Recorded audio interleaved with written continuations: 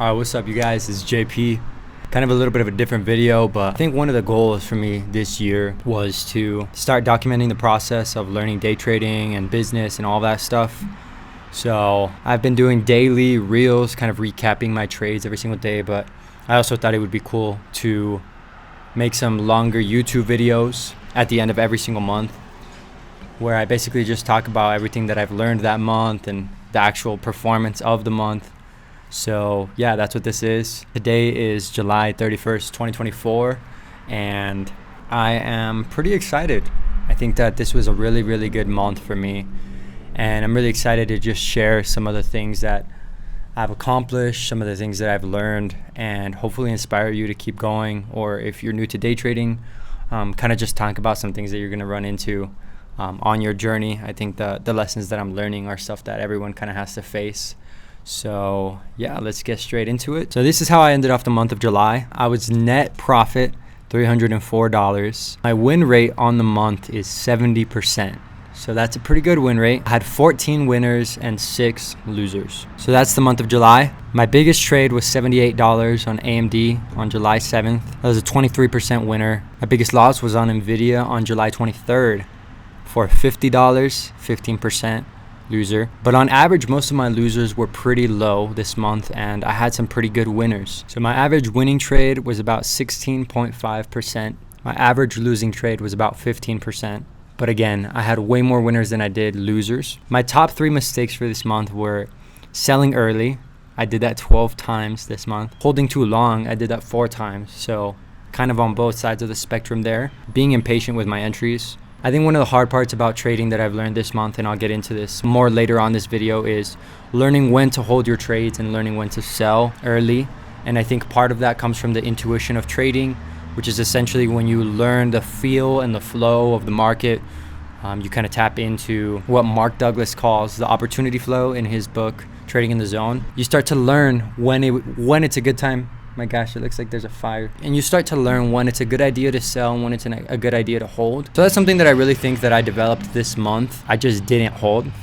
I knew I should have, but I just didn't, which is kind of a shame, but it is part of the learning process. So these are kind of the big takeaways that I had from this month, and I hope that this helps to shape kind of the way that you view trading. Number 1, for your edge to work, you actually have to trade your edge. It's okay to not take a trade sometimes. I spent about 2 weeks in June just getting up every morning, watching the market, but not actually taking a single trade. And that was revolutionary for me.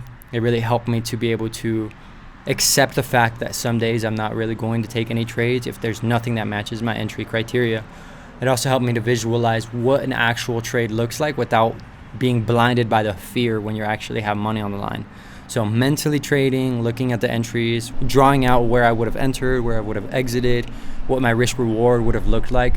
That really helped me to visualize it so that when I actually started trading again, I would have that habit already developed. One of the quotes that my trading mentor said that really just stuck with me over the last couple of weeks is, you don't just trade anything that kind of looks like something.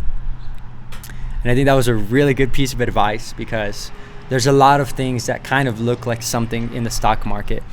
Constantly, the prices are changing and opportunities are kind of presenting themselves, but there's an infinite number of opportunities to make money on the market.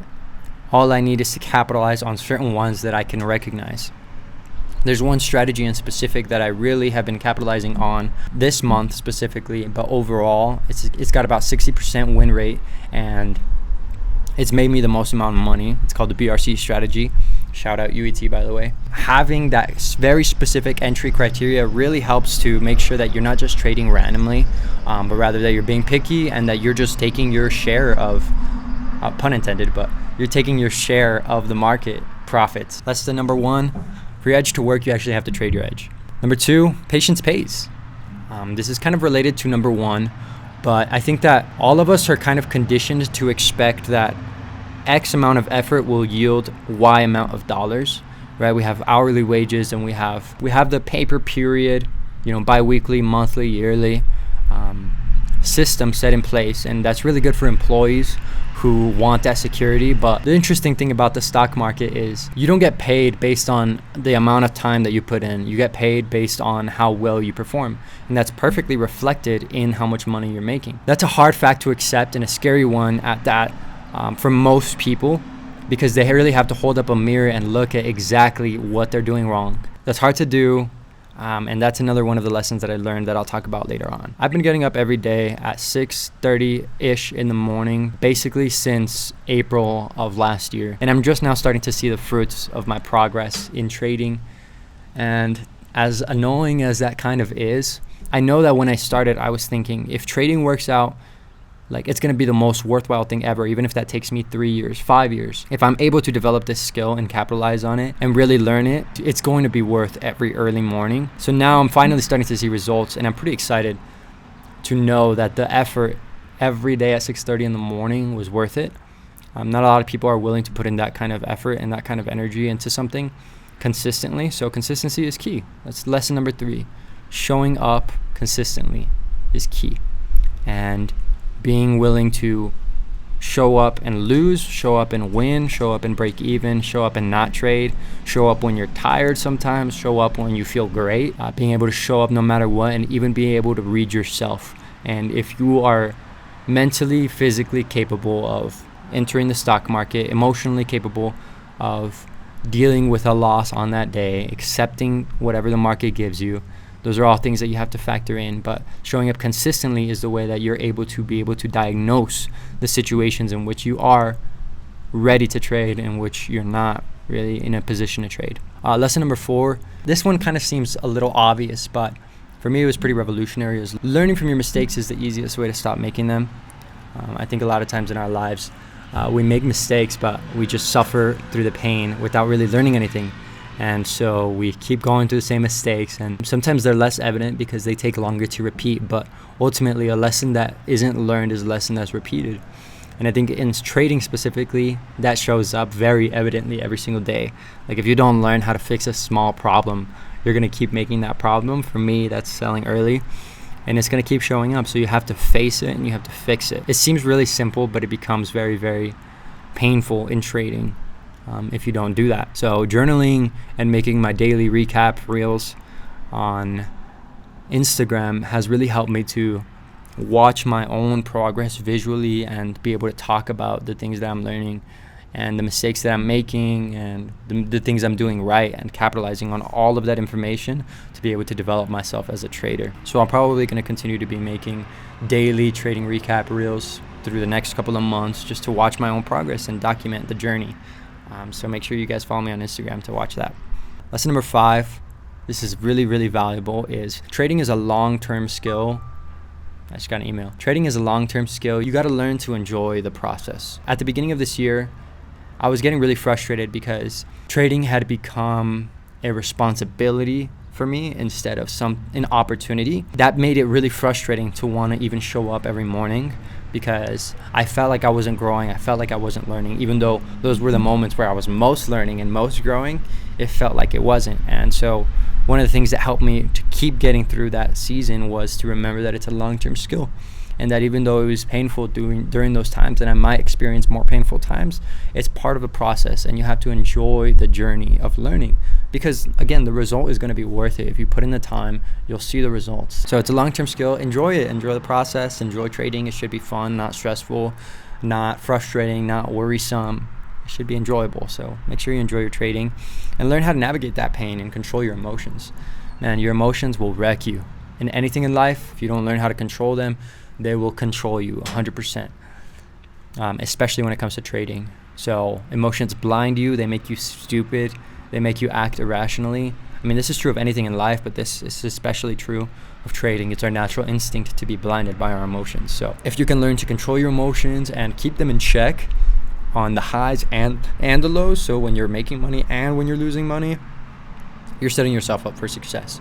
Building those good habits of when you do succeed, when you do take a good trade, you're not overly confident, you're not becoming euphoric. But when you lose, you're not becoming depressed and wanting to hide under your bed. And number 6, fear is the enemy.